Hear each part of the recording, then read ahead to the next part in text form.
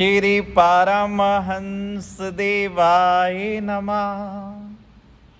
समर्पण का अर्थ भगवान जी पर पूर्ण भरोसा। पिछले सत्संग में अहंकार, कर्तापन का अहंकार समर्पण में बाधक है। आज आगे और भी चर्चा करेंगे कि समर्पण में क्या क्या बाधक है। एक बीमारी हम लोगों में चिपकने की, त्याग नहीं कर सकते। वस्तु, व्यक्ति, पदार्थ, परिस्थितियां परिवर्तनशील हैं, परिवर्तन तो होगा ही। स्वीकार भाव जो है वो समर्पण है। युवावस्था जाएगी, नहीं जी हम अपनी बुद्धि से, चतुराई से युवा बने रहेंगे।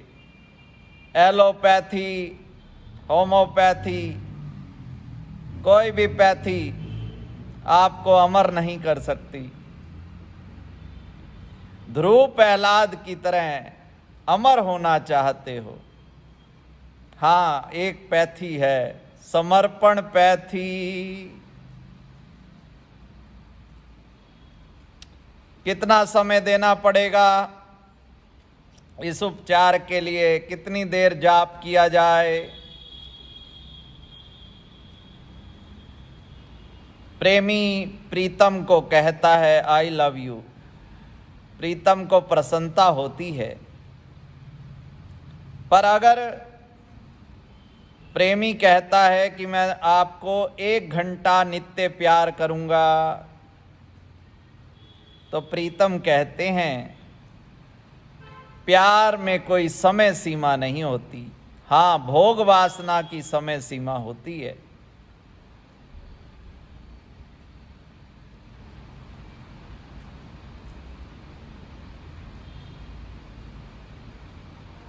खुदा करे हमारी मोहब्बत में ये मुकाम आए, किसी का नाम लूं और लब पे तुम्हारा नाम आए। बात कोई भी चल रही हो, थोड़ी देर में मुख पे श्री परमहंस देवाय नमः, श्री परमहंस शरणम गच्छामि।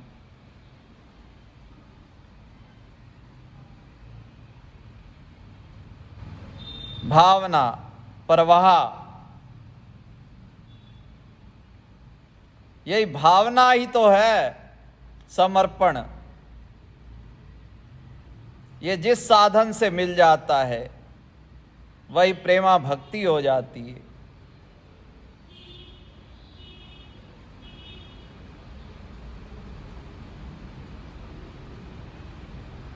आप उस राह पे आगे कैसे जा रहे हैं, कैसे पता चले? जब लोग आपको, जैसे मीराबाई को लोग कहते बावली हो गई, जब ये कहना शुरू कर दें कि ये तो पागल हो गया, आ गया आजाद महात्मा की बातों में, हर समय परमहंस देवाय नमः, परमहंस देवाय नमः, ये निरंतर जाप चलता रहे। पागल, पा अर्थात पाना, गल में तत्व, फिर समझो आपने तत्व को पा लिया, सार को पा लिया। समर्पण की राह पे आप अग्रसर हो रहे हैं। समर्पण सांसारिक व्यक्ति तब करते हैं जब युद्ध हार जाते हैं तो समर्पण,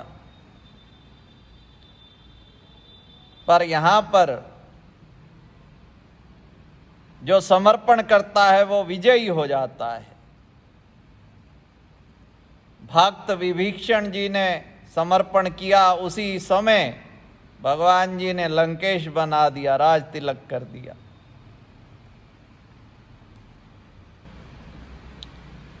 समर्पण से रहित जो भी साधन पूजन भजन किया जाता है वो ऐसे है जैसे पति पत्नी एक घर में रह रहे हैं पर बीच में प्रेम नहीं है, दुखी हैं, अशांति से जीवन बीतता है। और अगर प्रेम की डोर बीच में है, फिर चाहे पति दूर भी रहता है, परदेश में नौकरी करता है, व्यापार करता है, तो भी सुख शांति जीवन में आनंद छाया रहता है। जिस भी साधन के साथ आरती पूजा है, भजन अभ्यास है, अगर समर्पण भाव है, निरंतर ये भावना बनी हुई है, तो फिर देखो ज्ञानी स्थित प्रज्ञ की भी वही स्थिति है और भक्त की भी वही स्थिति हो जाती है।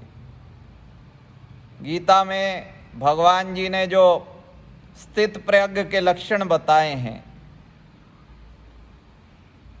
वो लक्षण भक्तिवान समर्पित भक्त के अंदर स्वयं भगवान जी उत्पन्न कर देते हैं।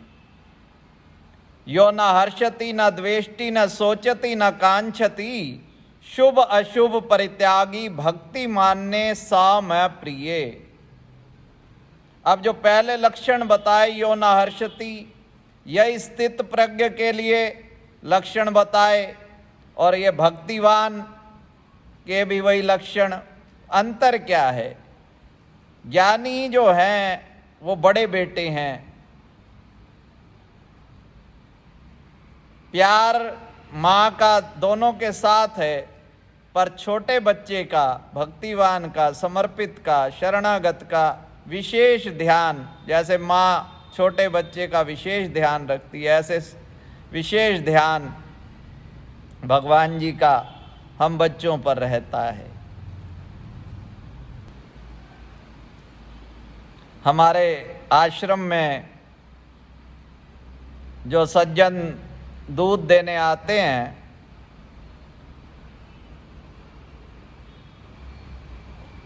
उन दूधिया की माता जी 4-5 दिन पहले आए थे, तो वो कह रही थी कि मेरे भगत जी रात को 2:30 बजे उठकर 2 घंटे नियम से भजन करते हैं, बड़े भजनीक हैं,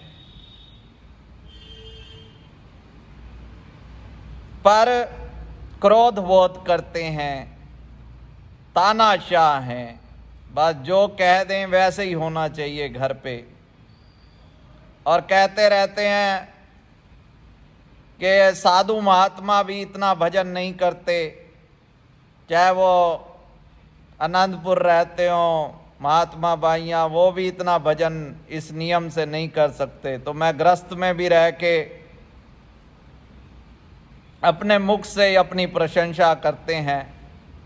अब हाँ, भजन तो है नियम से सब कुछ, पर समर्पण नहीं है, तो हंगता बढ़ गई है।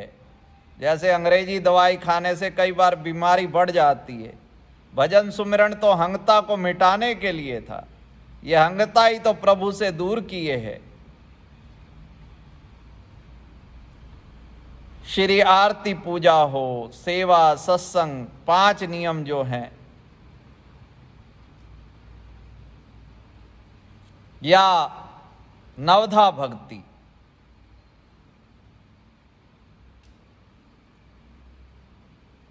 इनके साथ अगर समर्पण जुड़ जाता है तो वो प्रेमी भक्त भगवान जी के साथ जुड़ जाता है। श्री परमहंस शरणम गच्छामि।